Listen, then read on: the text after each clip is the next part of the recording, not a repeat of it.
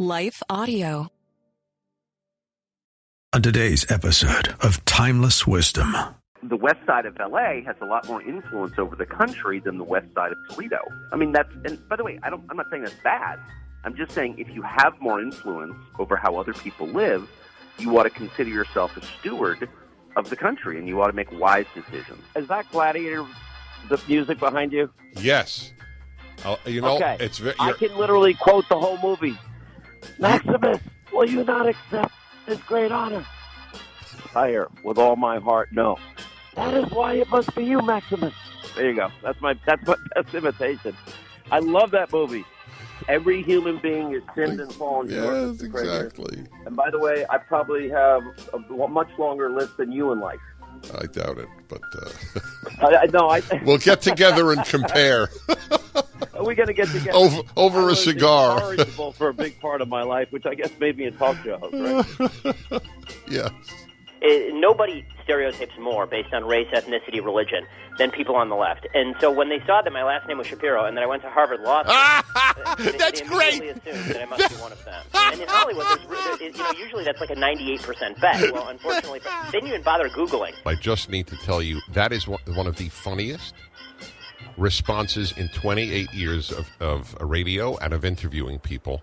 That's coming up on Timeless Wisdom with Dennis Prager. In a world that screams for your attention, there is a place that invites you to peace. You don't need a building. You don't need a choir. You just need to turn your heart to Air One. Air One. Songs that heal. Lyrics that pray for you when you don't have the words. From Lauren Daigle to Elevation Worship and more. This isn't just radio. It's worship for the everyday. Escape the noise and worship now. Download the Air One app. Ask your smart speaker to play Air One or visit air1.com. Air One. Worship now. Welcome to Timeless Wisdom with Dennis Prager. Hear thousands of hours of Dennis's lectures, courses, and classic radio programs. And to purchase Dennis Prager's Rational Bibles, go to DennisPrager.com. Hi, everybody. Welcome to the Dennis Prager Show. Coming to you from Texas today, and I'm going to go straight to my guest. He's one of these people in the United States for whom the introduction is perfect. He needs no introduction. I can't imagine that there are 11 people listening who do not know who Tucker Carlson is. By the way, Tucker, I got to ask you a question. How does that feel? Well, I don't have any experience of it at all. I mean, I have such a tiny life that I don't really get a sense that people are watching my show, to be totally honest with you. I live with my wife down the street from my brother and my dad and my college roommate, and I see the same people every day. So my life is not that different. But thank you. Well, you know what? It's a beautiful answer, and I'm not surprised it came from you. You radiate a decency and an integrity that is not common in your profession. I have absolutely nothing to gain by saying it. I'm not looking for a job. So I'm just... I may be, so please keep a space for me. Anyway, folks, Tucker Carlson, of course, of Fox News, the Tucker Carlson Tonight Show on... I didn't even know it had a name. As far as I know, it's just Tucker Carlson. Anyway, he has a book out because he is thoughtful. That's the reason that I'm having him on with regard to this. I mean, a lot of people in television write books. God bless them. But Tucker Carlson is worth reading. And the book is Ship of Fools. It is a great title. How a Selfish Ruling Class is Bringing America to the Brink of Revolution. So what does it mean, a ruling class? Who is in that class? Well, the people that I grew up with. So just to be totally clear, I'm not much of a populist, and I'm certainly not a representative from coal country.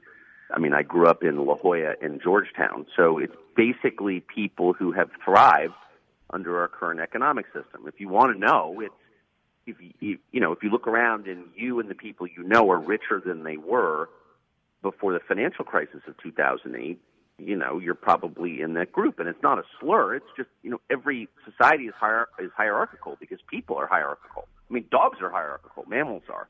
So you're always going to have a relatively small number of people who make a disproportionate number of decisions. The question is not, are you going to have a ruling class? The question is, are they up to the task of ruling? And my argument is that the people currently in charge are not, and that's why we got Trump. Okay, so that's a very heavy stuff there. Let me dissect this for a second. Ruling class for you is an economic criterion, not a political or prestige criterion. Well, it is both. It is both. It's the look. If you look around a country of 335 million, there are almost an infinite number of decisions to be made about how those people live, what they can say, what they do for a living.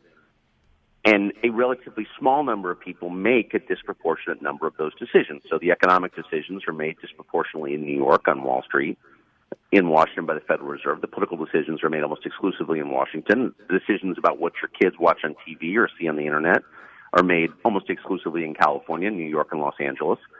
And so, the west side of L.A. has a lot more influence over the country than the west side of Toledo. I mean, and by the way, I'm not saying that's bad.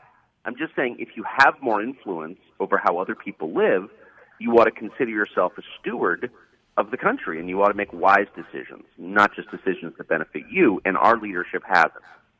And that's the problem. Okay, what in your mind, was there a time when the elite was steering the ship in a good direction? Well, I mean, in a democracy, you need to start from first principles. So in a democracy, you must have, it's a prerequisite for a functioning democracy, that you have an independent, self-supporting, growing middle class. You have to have a middle class. Democracy only works in middle-class countries. It doesn't work in, say, Venezuela, where you have this dramatic wealth divide, because if you give every person the vote, but not an economic franchise, they punish you by electing people like Hugo Chavez or Nicolas Maduro. So you need a middle class. You can judge the efficacy and the wisdom of the ruling class by how well the middle class, the people beneath them, are doing. And our middle class is shrinking in absolute terms. Our life expectancy is in decline. And so that's like the most simple measure there is. That's all you need to know, is that our middle class is no longer a majority as of 2015, and the people in charge ought to be worried about that. They're not. All right. So are they identical issues, the decline of the middle class and tell me if this is a fair summary of your view, a corrupted elite? Well, I think it's probably slightly more complicated, and I think there are factors that I don't understand very precisely. I mean, nothing is the result of one cause, of course. That's always, oversimplification is always the problem when you're writing about this stuff. So, I mean, I'm sure there's a lot going on. Our economy has changed in ways because of automation and the rise of finance that are the product of no one person's decision. I mean, this is not a conspiracy, I wouldn't say, but it's a confluence of a bunch of different factors that have converged to hurt the middle class, to devalue labor, so that the labor of the individual is worth much less than it was in 1970 because of automation and technology. And all of that has made the average person less powerful, less affluent, and less likely to believe that his kids will do better than he has, which is, of course, the American dream. All of that makes our society more volatile. And our ruling class, whose job it is to think about stuff like this and to steer the ship in the right direction, has ignored all of it, has refused to take responsibility for their decisions, refused to admit they're even a ruling class or even in charge, and that's why we're seeing the volatility. I mean, one of the big changes, which is so striking to me as someone who's interested in the progressive movement and Teddy Roosevelt and the era of the robber barons, was that Carnegie and Rockefeller and Phipps and the people who we think of as the fat cats of 1915, they understood themselves to be the ruling class. They knew they were the richest, most privileged people in the society, and they understood that came with responsibilities as well as benefits.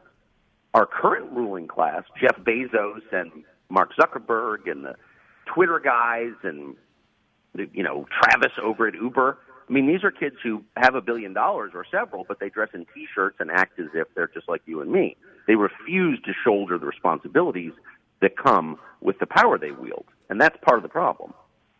What would they do differently if they were responsible?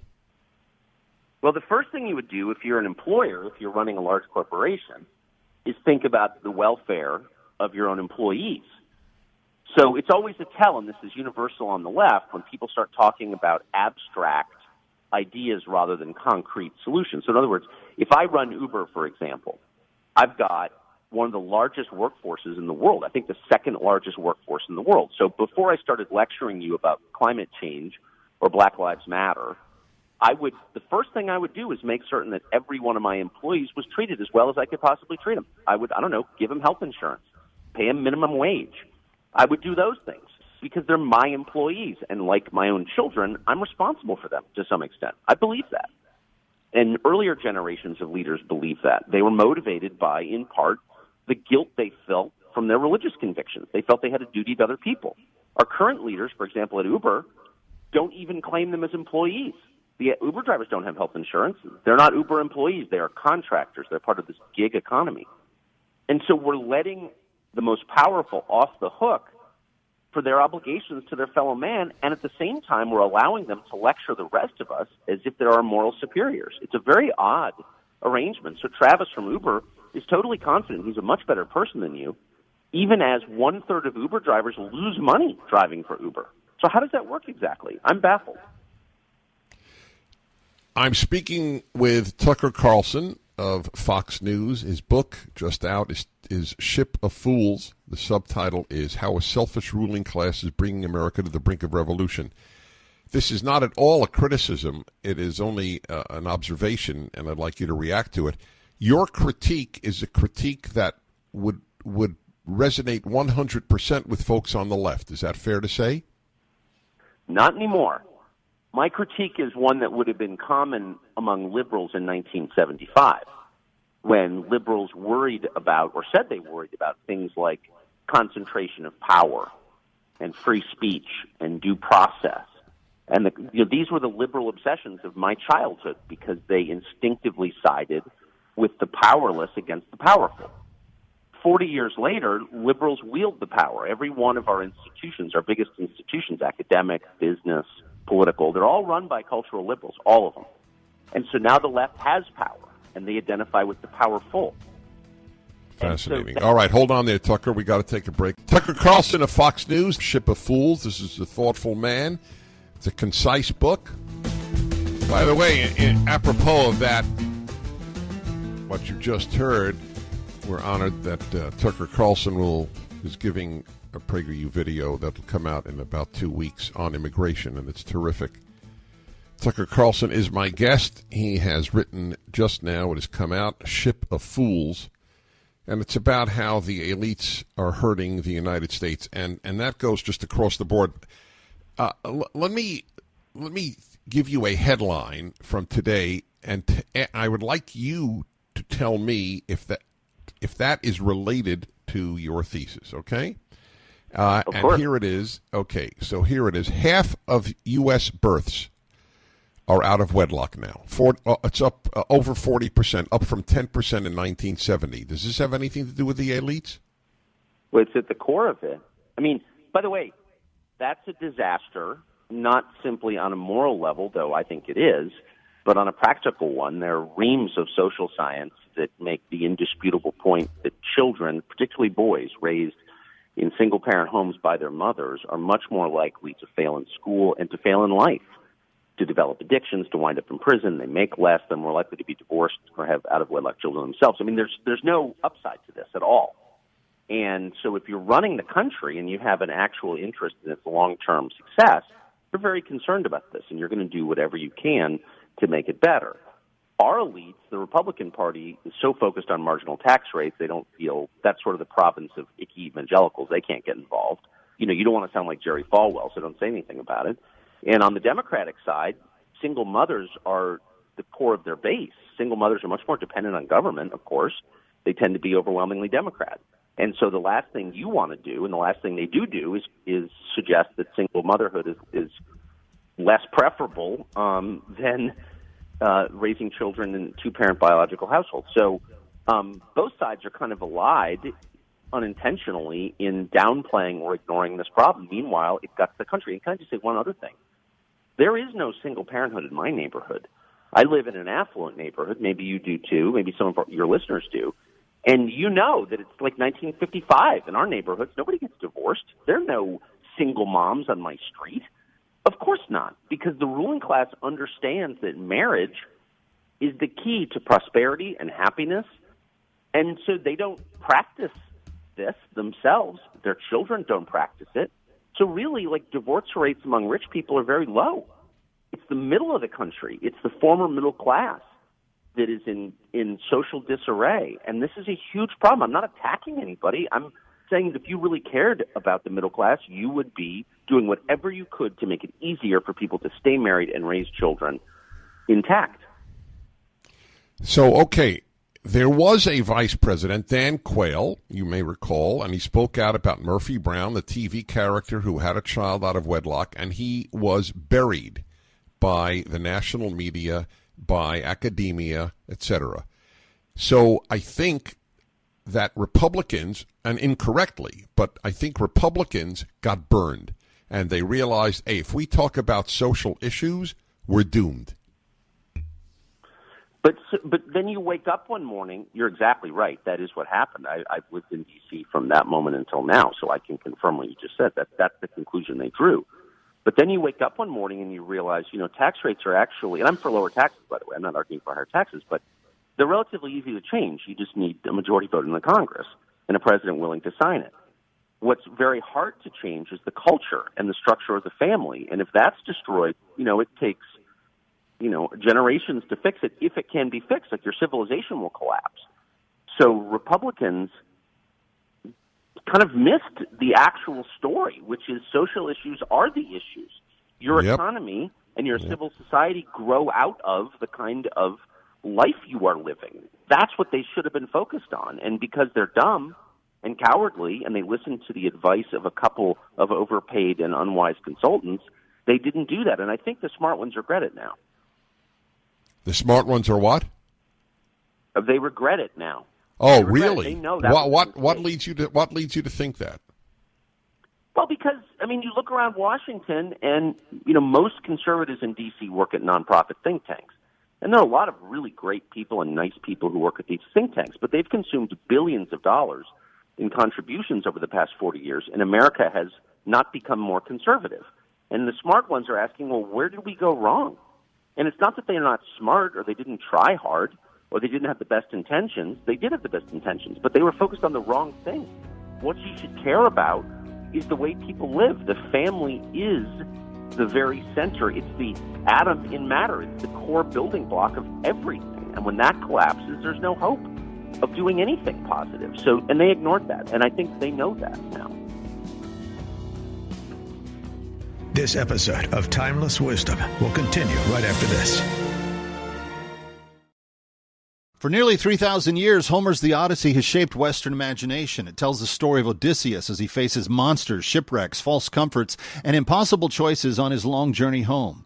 As one of the foundational works of Western literature, Homer's epic is more than mythology. It explores permanent questions about courage, duty, loyalty, family, leadership, temptation, and the search for home.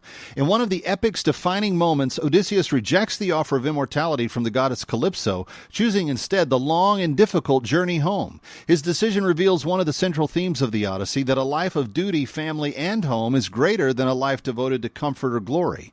Achilles chose glory. Odysseus chose home. That's why Hillsdale College has released its newest free online course, The Odyssey. Taught by Professor Benedict Whalen, the course reveals why Homer's masterpiece remains one of the greatest works of Western literature. Find this free course at hillsdale.edu/start now. The Odyssey from Hillsdale College. Go to hillsdale.edu/start now. Now, back to more of Dennis Prager's Timeless Wisdom. There's a new book out, Primetime Propaganda, The True Hollywood Story of How the Left Took Over Your TV. I can think of equally important subjects, but I can't think of a more important domestic subject than what has happened with Hollywood because of its influence through film, through theater, through television. And Ben Shapiro, the author, and many of you are familiar with him, he started writing columns at the age of 3. It says here 17, but that's only when he became syndicated. I know for a fact that he was writing columns at 3 and started charging at 4. Ben Shapiro has his own radio show in Orlando, and it's a pleasure to have you back on the show, Ben Shapiro. How's married life, Ben? Oh, it's terrific. You can't beat it. I couldn't be happier, and I encourage everyone who's single out there, please do it. It's fantastic. You won't regret it. I'm glad I asked. You see, I am. Now, this is really, in all seriousness, this is an important book because they opened up, people in Hollywood opened up to Ben Shapiro, which leads me to ask the obvious question, why did they open up to you? See, this is the beautiful thing about the left, Dennis. They stereotype on a regular basis. I mean, I know you talk about this a lot.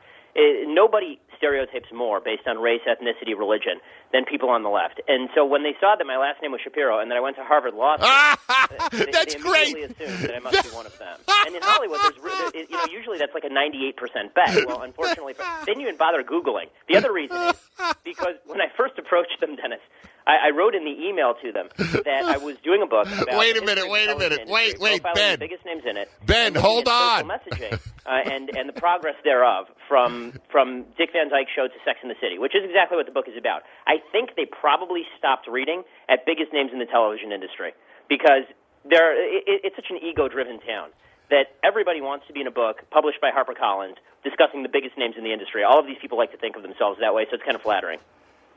I was yelling, hold on for a moment, but I know you were in the midst of a thought, but I just need to tell you that is one of the funniest responses in 28 years of radio and of interviewing people. Why did they open? I am so happy I asked you that question. Folks, I want to put this in context, how funny. It's funny because it's so true. And then your line, they didn't even bother Googling. I thought I'd fall off my chair. I don't think you realize how funny this is. Why did they open up to you in Hollywood? Ben Shapiro is a respected conservative, a talker and writer and so on. But they didn't know that. And the reason they don't know that, number one, then I'll tell you his answer. This is very important.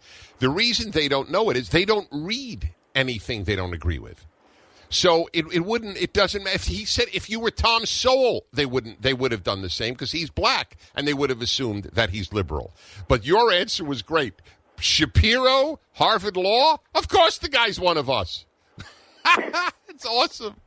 So, okay, so you're going to write a book. They're going to be in a book published by HarperCollins, which is my publisher too. And fine. So they open up to you and you ask them what? And I ask them, is it true that you're mostly interested in the money in the industry, or is there an element of social messaging to what you do as well? I kind of speak their language a little bit. Are you interested in pursuing social justice with your programming? And since I'm using code words like social justice, the answer, of course, is yes. Now, I also ask them, do they discriminate against conservatives in Hollywood? Does discrimination against conservatives happen on a regular basis? And they also answered yes, and some of them actually said, yeah, and we're happy about it. Now, what's so funny about this is one of the people who said that, a guy named Vin DeBona, who's a producer for America's Funniest Home Videos and MacGyver. He's a very well-respected name in town. Vin said that I had been deceitful in obtaining the interview. And Variety asked me about this. And what I said to Variety is, look, the content of the question is what he should be answering. He shouldn't be answering based on who I am. So what he was really saying when he said I was being deceitful is if he had known I was a conservative, he would have lied. That's exactly. That's where your law background came in to play. That's exactly right. What's the difference? If somebody came to me and asked, do you molest children, I'm not going to answer them based on their politics. I mean, I'm not comparing what they do to molesting children. I'm just saying, though, I will give the same answer to anybody who asks me a question. Right, exactly. And I'll tell you something. It's been fascinating to watch as they kind of try and spin their way out of this. One of the people I interviewed for Primetime Propaganda was Marta Kaufman, who's she was the co-creator of Friends, which is, of course, one of the most successful sitcoms in television history. And I asked her about, did she message the programming? She said, look, we're a bunch of liberals in the writers' room. And not only are we a bunch of liberals, in the first season, there's a lesbian wedding on the first season of Friends. And this is very early in the kind of lesbian wedding storytelling in television. This is like the early 90s. It only really started becoming a big phenomenon in mid to late 90s. And she said, when we did that episode, we made sure that we cast Candace Gingrich, who's Newt's half-sister and happens to be a lesbian, as the pastor at the lesbian wedding as a quote-unquote F-U to the right. Right? So I catch her on tape saying this, and I release the tape. And she starts getting calls from the Hollywood Reporter and Variety. And she says, you know what? When Shapiro talks about discrimination in Hollywood and messaging of programming, I think that's all silly. She says, I don't know a single conservative who'd want to write for Friends. That was her answer. She doesn't know a single conservative. Well, that's exactly right. But what it's unbelievable that she would have said that. But in any event, it's a non sequitur. Right. It doesn't. Right. It doesn't answer the question. Is this your policy? Right, exactly. And here's the thing about discrimination in Hollywood. It's becoming a big issue. By the way, Norman Lear is supposed to call me on Monday to have a discussion about this. I've called on Norman Lear, who is kind of the dean of Hollywood writers, to come out front and center. And he's supposed to be this First Amendment advocate. Well, come out front and center and stand up against political discrimination in the industry. Well, Norman, his people called me yesterday because I've been openly calling for him to do something. They said he's going to call me on Monday. So hopefully he'll stand up for his principles. I mean, I think principled people on the left should be able to agree that everybody should be able to work in Hollywood regardless of political orientation. But I can tell you for a fact, if you voted for Prop 8, if you contributed money to Prop 8, you will not work in Hollywood, period, end of story. What happened? Here's my question. I'm a generation before you, and I grew up with very, very wholesome television. When did it change? The real shift in TV occurs in the late 1960s, early 1970s. And what's amazing about the shift in TV, it occurred as a consequence of two things. One is that the executives, up till the late 1960s, were generally numbers-focused. They were mostly interested in making money. By the time you hit the late 60s, a lot of the executives become kind of gut-focused, right? They start making green-lighting decisions based on what I like. This is the Fred Silvermans of the world. And so that shift means that all of a sudden the executives who had been kind of in tension with liberal creators up till then, suddenly they're all pulling in the same direction. So that's one factor. The other factor is that it's a combination of business and politics. In the late 1960s, there are only three networks, NBC, ABC, CBS. CBS is killing everyone in the ratings with shows like Beverly Hillbillies, Green Acres, and Petticoat Junction. Right? Those are rural shows. Those are shows that tend to lean conservative, if anything. And CBS is just destroying everyone. ABC is getting really kicked around. And ABC is getting kicked around largely because they only have affiliates in the major urban areas. They only have affiliates in Chicago, New York, L.A. So if they're getting kicked around, how do they make the case to advertisers that advertisers should spend their money with them if they have less numbers? Well, what they do is they go out and they create some kind of phony social science, and they say, well, you know what? Even though we have less viewers, they're the right viewers. They're aged 18 to 49. They're liberal, young, and urban. And that's the group that we should be targeting. Now, ad agency executives in New York tend to be liberal, young, and urban, so they buy right into that, and they start spending their ad dollars there. In 1970-71, CBS dumps all of its top 10 programming, all of it, in favor of MASH, Mary Tyler Moore, and All in the Family. Because all of a sudden, this becomes the chief demographic. And by the way, this is still the demographic that we use today, this 18 to 49 crowd. The only problem is it makes no sense whatsoever. People with disposable income in this country are people aged 50 and above, people who have savings, people who have worked their entire lives, people who are 18 to 29, people who are 18 to 34, that demographic, which is supposed to be so coveted, those people are living in mom and dad's basement. They're unemployed right now. So why in the world would the TV industry keep targeting them? Excellent, excellent. Hello, my friends. I'm Dennis Prager, and I am speaking with Ben Shapiro, and it's a real smoking gun book, and it's their own words. He interviewed leading folks in Hollywood, and they openly say we discriminate in favor of folks on the left, and we produce programming that is on the left, and that is our task, and they're proud of it. They thought that they were speaking. He didn't mislead them. They just thought because he has a Jewish name and went to Harvard Law School, and he's writing for HarperCollins, writing a book for HarperCollins, then he must be a liberal, and they just opened up. And I find that to be hilariously accurate. I asked you how it changed. Let me take a couple of calls for you, Ben Shapiro. The book, again, is up at DennisPrager.com. Primetime Propaganda. Good title. That's exactly what it is. Stephen in Los Angeles, California. You're on with Ben Shapiro and Dennis Prager. Hi. Hi. I'm a closeted Hollywood Republican because out here, Republican is the new gay, so you don't really want to tell anybody. Everything Ben is saying is absolutely true. I've been in a lot of writers' rooms. Everything is absolutely true. And one of the things that I wanted to ask Ben about is if anyone discussed the diversity hire, which is a thing basically in the television for writing staffs, where studios will pay for the lowest level writer on staff, a staff writer, if they're a minority. And it's not open to white people. It's only open to minorities. And I know a lot of people, particularly very left writers that have missed out on jobs because they can't get them. It's not available. It's only available to minorities. You mean a white left-wing writer? Yes. Yes. Okay. Fine. Not right. White. Ben Shapiro? Yeah, I mean, they do have affirmative action programs in place in most of Hollywood to try and get black and Hispanic writers through the door. There's certainly no such thing with regard to conservatives, and nor should there be. There shouldn't be for blacks and Hispanics, and there shouldn't be for conservatives. It should be, if you're qualified, you get to write. Unfortunately, that really is not the way it works. I mean, it's so funny. When I started writing this book, I had no intention whatsoever of actually writing for TV, right? This was not my goal. I was contracted to write a book. I was writing a book. One of the people I interviewed was Leonard Goldberg, who happens to be a political independent, and he produces CBS's Blue Bloods. Well, Leonard, we kind of hit it off, and he asked me, why don't you write me a pilot based on Harvard Law School? So I said, sure. Big producer asks you to write a pilot, you do it. So I wrote him a pilot. Then I went and I got an agent in town, major agents in town. Everything was going swimmingly. About 3 weeks later, the agent calls me up. I knew this was coming. The agent calls me up, and he says, Ben, I'm not sure we can represent you. And I said, oh, really? Why is that? He said, well, we started getting your stuff around to people in the industry, and one of the producers was interested, and he Googled you, and he found you, and he called up one of our agents. Our agent Googled you, found your website. We don't think that you can get work in this town with your politics. Wow. This is not like I'm a career writer. This is me just dipping my toe in. So I can't even imagine what it's like for people like Stephen who do this every day. Let me put it this way, and if I'm in any way, and I mean this because you've heard me, and I'm thrilled that you have for many years. Yep. So absolutely, if you feel that I have overstated this, please say so. I believe that you have a better chance to write in Hollywood if you if you were a convicted felon for armed robbery, but on the left, than if you have a squeaky clean life, but you're on the right. That is 100% true, Dennis. And you're 100% right. I mean, that's unfortunately, if you are openly on the right, then the chances of work, it's so funny. The left likes to point to, Patricia Heaton and Kelsey Gray. Look, they're right-wingers. Yeah, well, they weren't right-wing when they started, or at least openly right-wing.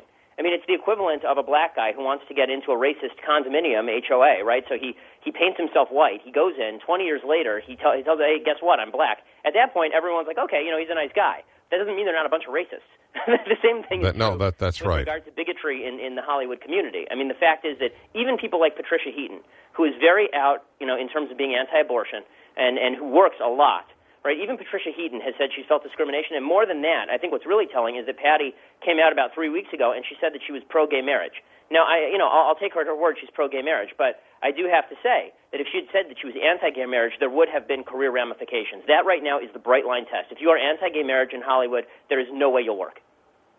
That is. I know that. Right before you were on, I spoke about that is the issue. That's the third rail of politics today, more so even than abortion. Absolutely. You can be anti-abortion in Hollywood at this point because the left has come around to the safe, legal, and rare position, the most oxymoronic position on abortion ever taken. But they've come around on that one. They realize it's not a popular point of view to point out that to say that abortion is an affirmative good.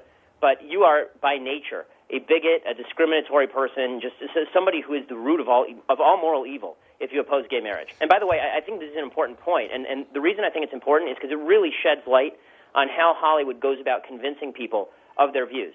When it comes to gay marriage, what they do is the left likes to make the argument with gay marriage. Yeah, you've talked about it a lot on the program. The left loves to make the argument that you cannot be anti-gay marriage if you have a gay friend, right? This is their argument. The problem is there's no logic to that argument. Of course you can have a gay friend and be anti-gay marriage. I'm anti a lot of the things my friends do. But it's an emotional appeal, and it works very well. What the left does on television is they create a set of friends for you, people who you want to hang out with, people who you spend more time with in many cases than your own family, who are charming, who are witty, and then they have those characters act in such a way that you don't agree with what they're doing, but you still want to spend time with them. And then they basically make the same emotional appeal that they've made with regard to gay marriage. Well, how can you possibly be against single motherhood if you like Rachel on Friends, right? How can you possibly be against gay marriage if you enjoy Will and Grace? That is extremely well stated. The notion is if you have compassion for X, therefore your position is X.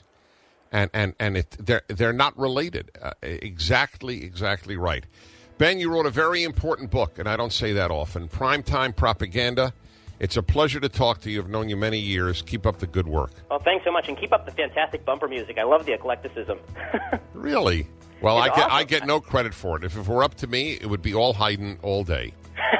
Well, you do have to get people to listen in and not tune out in the first 5 seconds. We know. I've been told that. That's why I don't choose the bumper music. Thanks, Ben. Take care. This episode of Timeless Wisdom will continue right after this.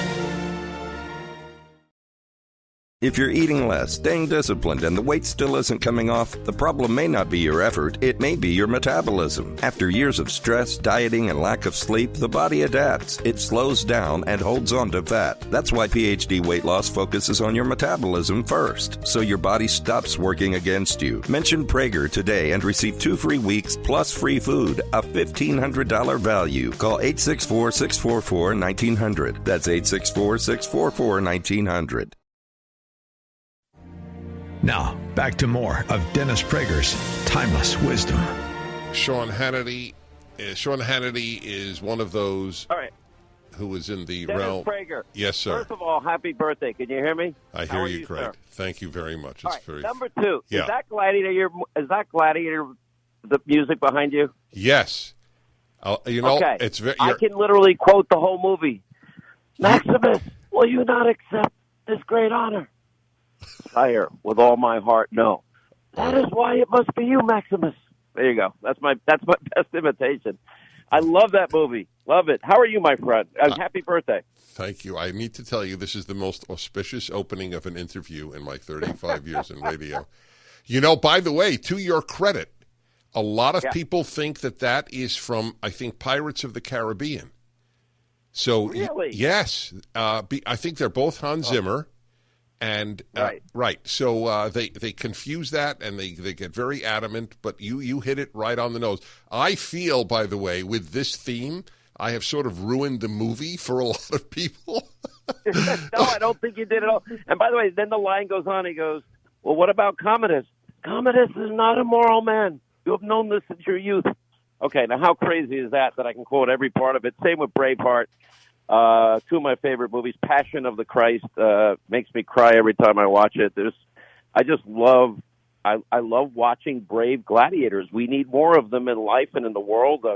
I love MMA. I love football because it's so hard and tough, and it's also the danger element of both is real.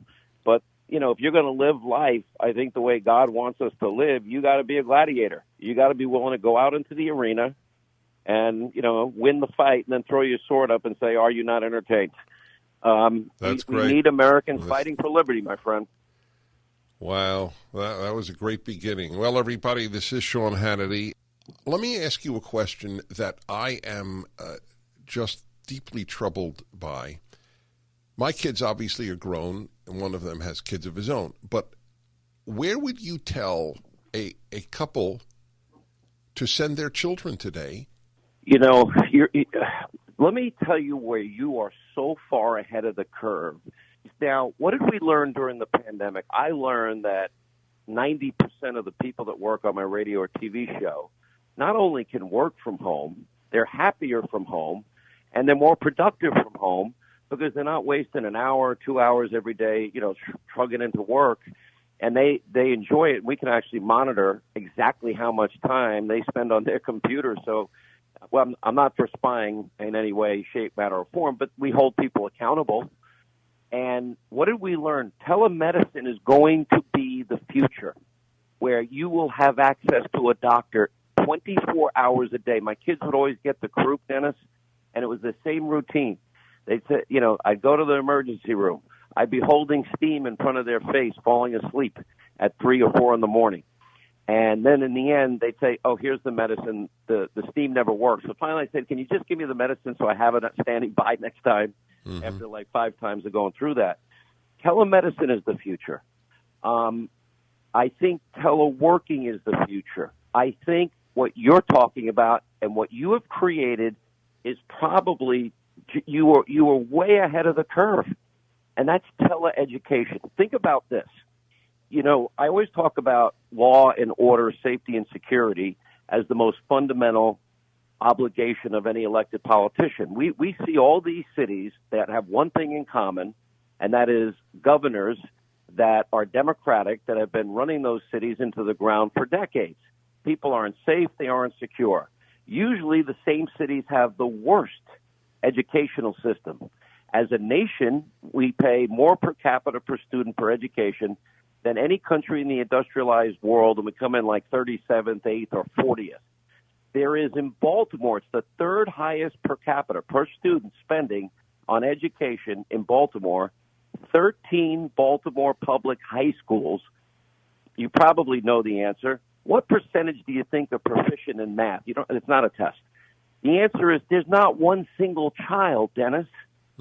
Now, I'll give you more Latin. Latin from the education derivative of education from the Latin is educare, to bring forth from within. Well, that fits in with our founding document, our declaration, that we're endowed by not the thing, the thing, what is the thing? But we're endowed by a creator who created everything, and with, certain inalienable rights, life, liberty, pursuit of happiness. If you're not safe and secure, Dennis, you cannot pursue happiness. If you don't get a quality education, and we are failing our children spectacularly, you will be shut out of opportunity in this country because your politicians didn't fulfill their fundamental role. So, tying this back to PragerU, I'll say this.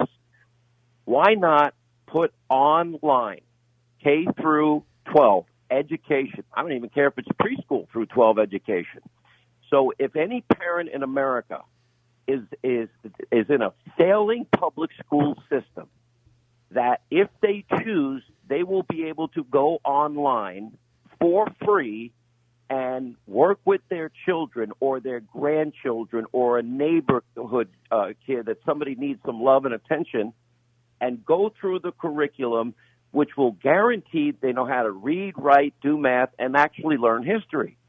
Now, that's the new that is the new age. That's the future shock that Alvin Toffler talked about so long ago, and Newt often discussed. So what you're doing with PragerU, we can do for every child in this country and guarantee them a quality education. You want to keep politics out of it? Do reading, writing, and math. Exactly. Wow. This episode of Timeless Wisdom will continue right after this. If you're eating less, staying disciplined, and the weight still isn't coming off, the problem may not be your effort, it may be your metabolism. After years of stress, dieting, and lack of sleep, the body adapts. It slows down and holds on to fat. That's why PhD Weight Loss focuses on your metabolism first, so your body stops working against you. Mention Prager today and receive 2 free weeks plus free food, a $1,500 value. Call 864-644-1900. That's 864-644-1900. Now, back to more of Dennis Prager's Timeless Wisdom. Dennis, I have been enjoying the Timeless Wisdom again. I listened for years. You have impacted my life positively with your humility, intellect, ability to communicate, your sense of humor, fascinating subjects. But I am a physician who would, with sleepless nights, do jigsaw puzzles listening to your recordings. I have done no jigsaw puzzles since your injury, but now maybe I can resume that I have found Timeless Wisdom again. I've Mod Podged those jigsaw puzzles and plastered them on the wall of our grandchildren's playroom, but I want you to know that we pray for you here in Utah, and I'm grateful to know that you still have your intellect despite the other tragedy. We've all experienced tragedies, but we love you and want you to know of your importance to us. Thank you. Are you enjoying Timeless Wisdom? We'd love to hear from you. Call 877-243-7776 and leave a review, share your thoughts, or just even an encouraging word for Dennis. Your voicemail might just make it on the show. That's 877-243-7776. That's 877-243-7776. Thanks for listening and for your support. A kindred spirit here in Sean Hannity, and his book is so... It's so accurate. Live free or die. I just want to bounce a theory of mine off you, Sean. Freedom is a value, not an instinct. people's instincts are to be taken care of. Liberty is a value, not an instinct. So when you lose that value, it's over. Wow. You know you're saying what Thomas Paine said.